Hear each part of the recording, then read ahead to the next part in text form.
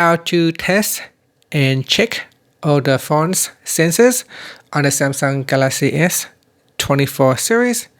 First, tap on the home button to go back to the home screen. On the home screen, swipe up to go into the app screen. In here, tap on the Samsung folder, then tap on Members. After that, tap on Sensors, and then in here, tap on the Test button or Test again. Wait for the phone to test out the various sensors available on your device. It may take some time, maybe just a minute or two.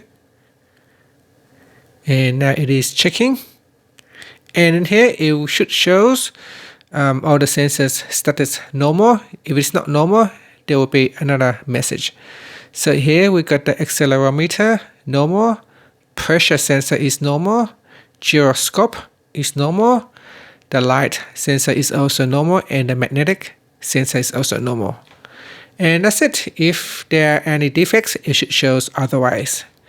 Finally, you can tap on the home button to go back to the home screen. Thank you for watching this video. Please like and subscribe to my channel for more videos.